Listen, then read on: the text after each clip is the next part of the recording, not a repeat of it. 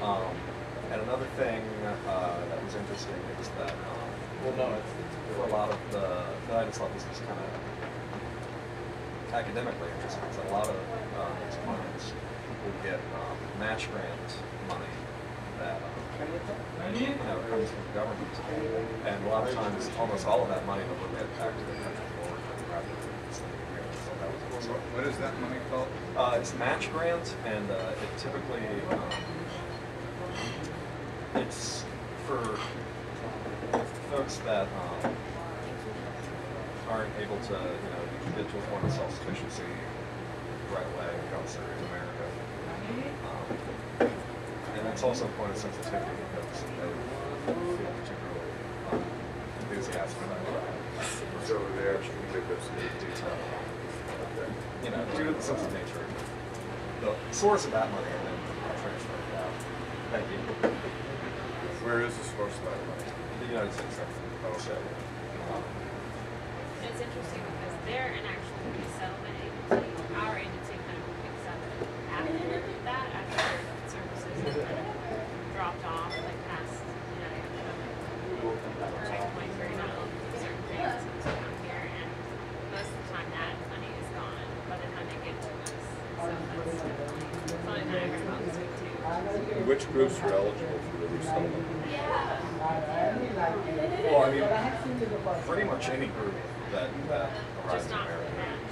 that. Yeah, it depends. Like if That's they're approved able to in refugee get status. assistance, there's refugee cash assistance, and then for those people who work, like who are young and able to, like they get a different grant. So for every dollar that's given, the federal government will match whatever the agency. So that's why it's called match. And then, but then the assistance ends after. And when you say almost all of them remit, almost all that money, that's based on what they're telling you. That's what the one that I was saying. Basically, most of that money is just going to keep that is sent back to their country. But the government that's making the actual payments, our government does nothing to make sure the costs are limited. That I can't speak to off the top of my head, but I think that it's not, what's the word, it's discretionary. That there's not really any kind of, it's not really tracked or monitored. Yeah, because usually when they cut the clients a check, they'll literally just, like I've done it, they just hand people over the check, and they do whatever. Let me tell you why I'm asking the question, is that you're familiar with sort of like the proposals for ACORN programs here in the United States. We bring in workers from Mexico who come in to be specifically recruited.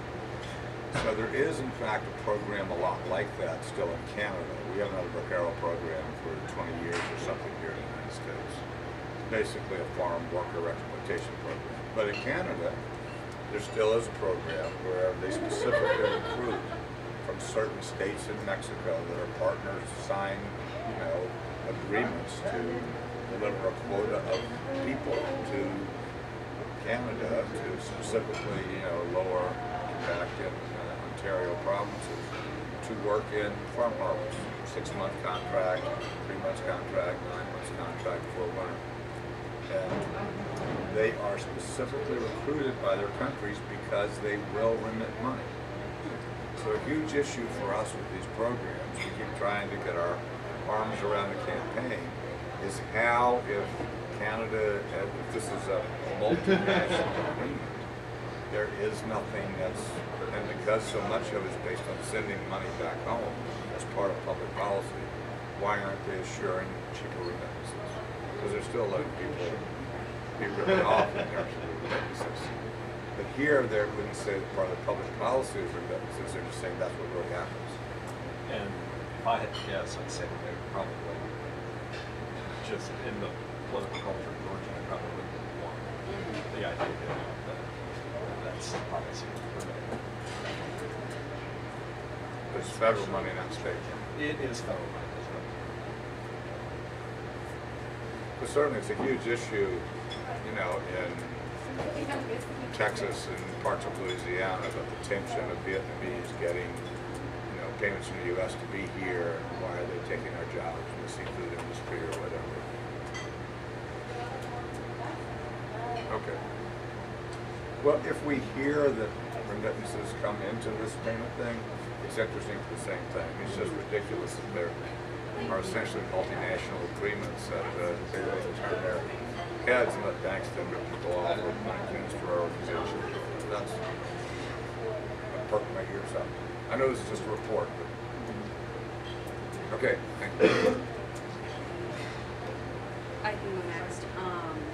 The contact that I was hoping to make for the Agape Center to get into the Chattahoochee Trailer Park, which is 90% Hispanic Latino immigrants that are recent immigrants, worked out.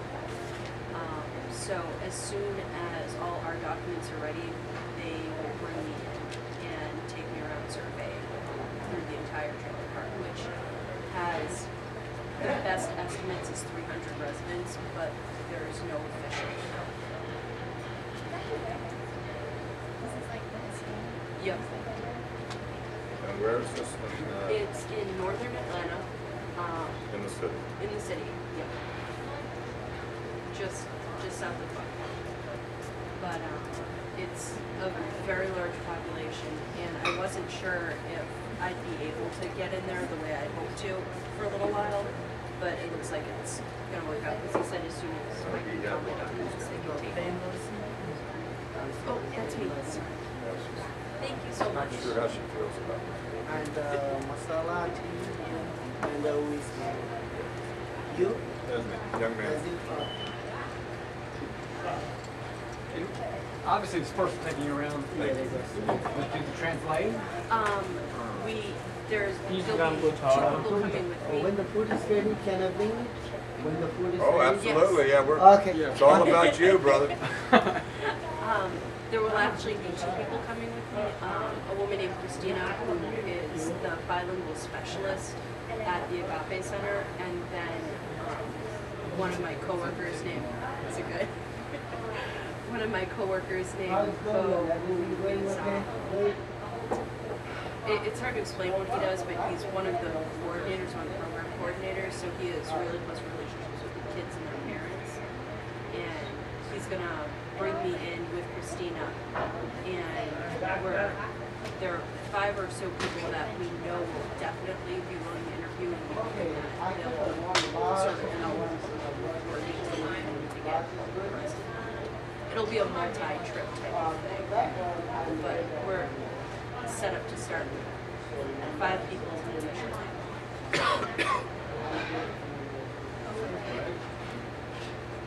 So I guess when you give us the okay on the survey, then we'll But you know, I've already sent that.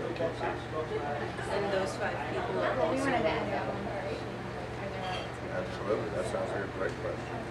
and those 5 people are also willing to be recorded for like an interview that's recorded so we can put it up on YouTube channel. Phrase the question. Because when I was doing the letter survey, there were also several things that we got to look at, like that were technologies, but remittances as far as online services, particularly in like Australia, New Zealand. That couldn't get here because of the anti-terror, the Patriot Act, the money laundering stuff. They just figured to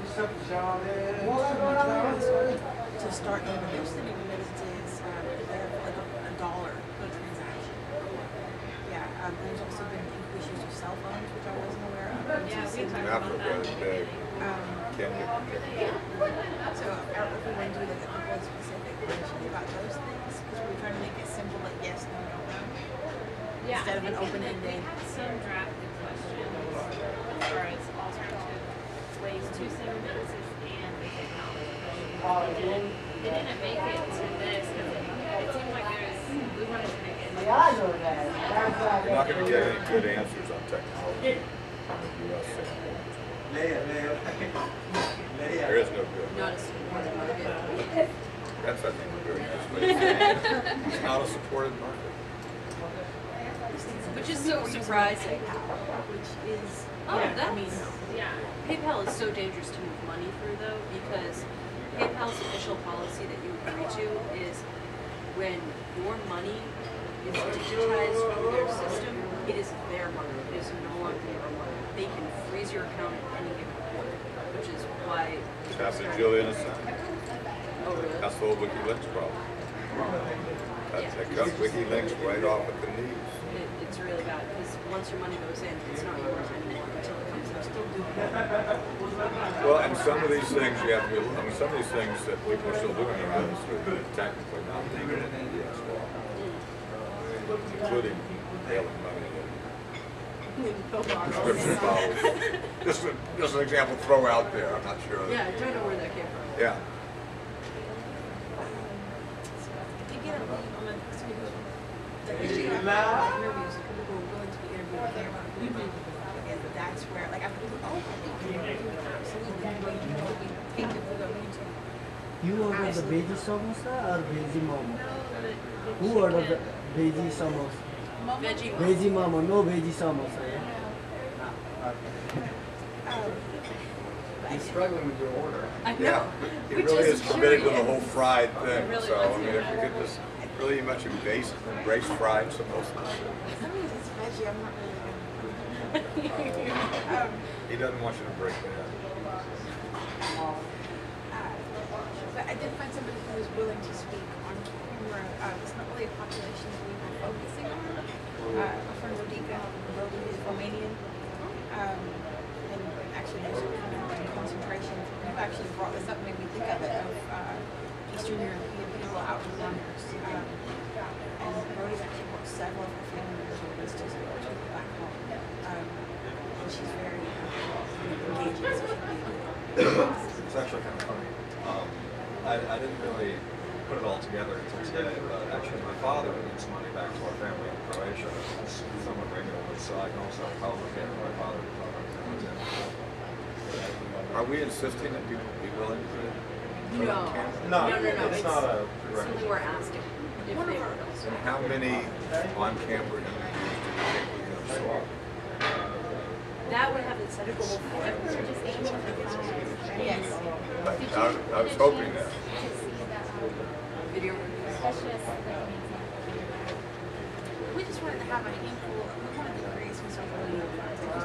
And that's all good. That's all good. All I'm saying is, but I know if it was much more than 5 or 10, it's going to suck up the ability to get the higher numbers individually. So yeah, I think it's great, and I'd love a Romanian. We organize a disproportionate number of Roma, for example, in Toronto. It's a long story. But yeah, I mean, it'd be wonderful to have a lot of people talking different languages. I'm good for that.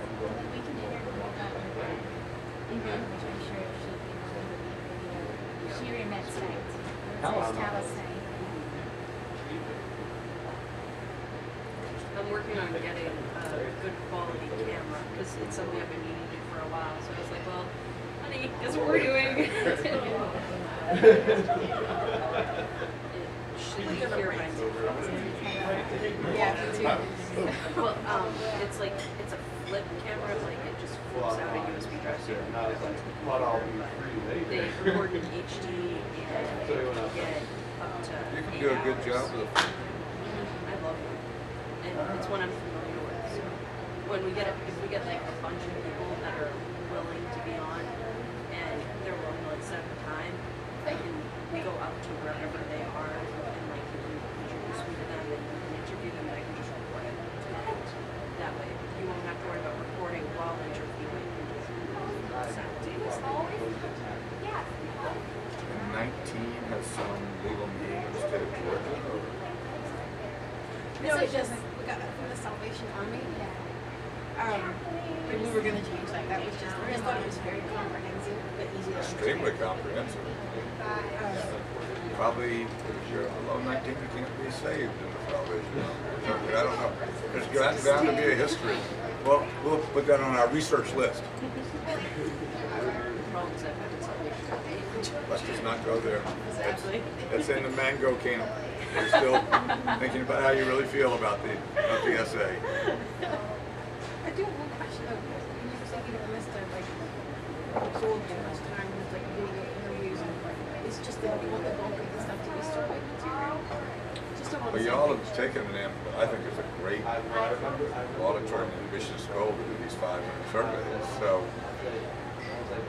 Fred and I were going back and forth about this before y'all got here. I mean, if we were able to accomplish that goal, it's a very robust sample to be able to make the case I think we make, which is the absorbency of the cost for Mifflin, Georgia. If, for example, we lose our way and got bogged down and it's only 100, then if you take those little groups, 20 Burmese and 20, I mean, can we make the same point based on 20 surveys? Probably not. That's all I'm saying. Yeah, my bias is to scale. That was always, I think, our plan. Yeah.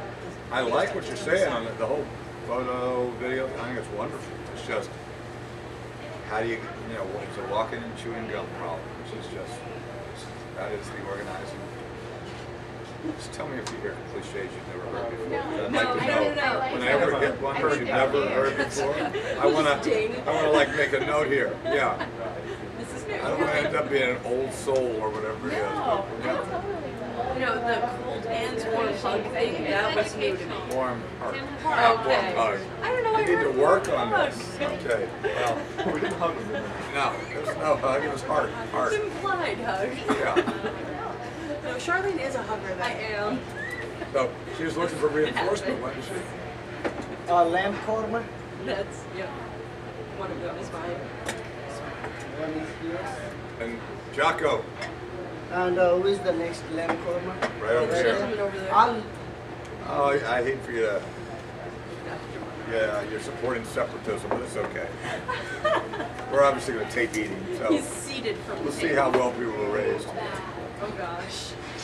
Slurp. Was that a slurp? That was a deliberate slurp.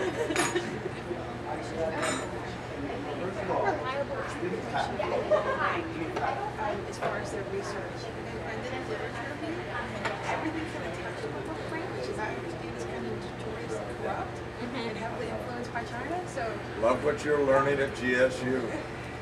IMF is also. It's not notoriously corrupt, it's just mildly mean. I think it would be more appropriate.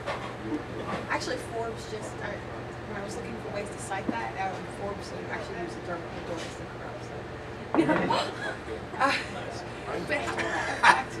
Well, that Forbes thinks they're notoriously corrupt because they don't support the World Bank goal of limited power. Yeah, that's a bootstrap. Forbes is a bootstrap operation.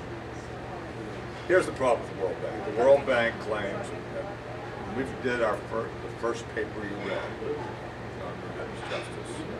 The World Bank was upset about this paper and got back to us because are you familiar with the online campaign organization AAZ.org?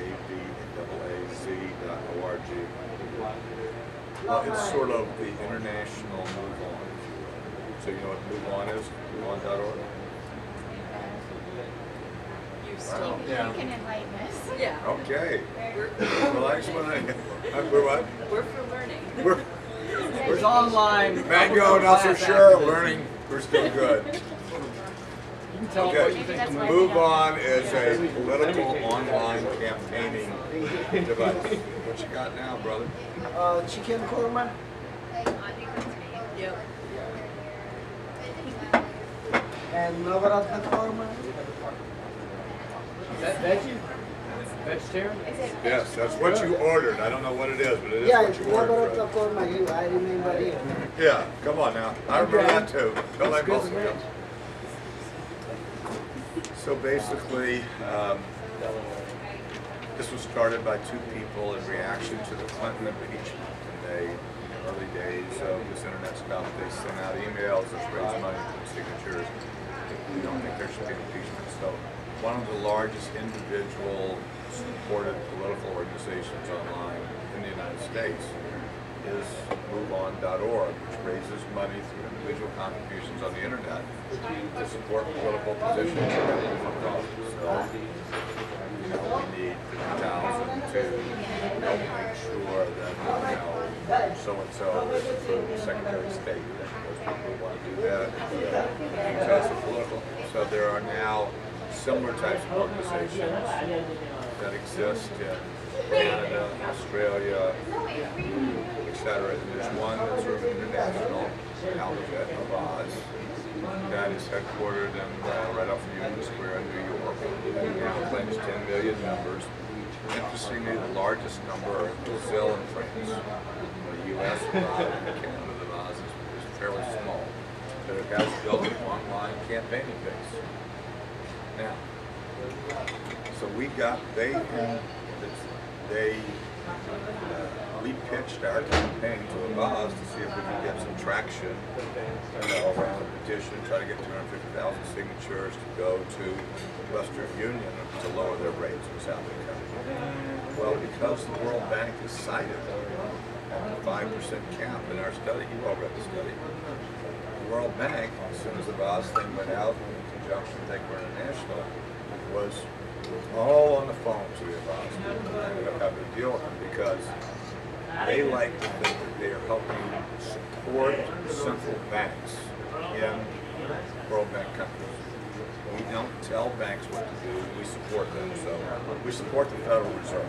We're not going to tell the Federal Reserve in the United States what to do. No problem.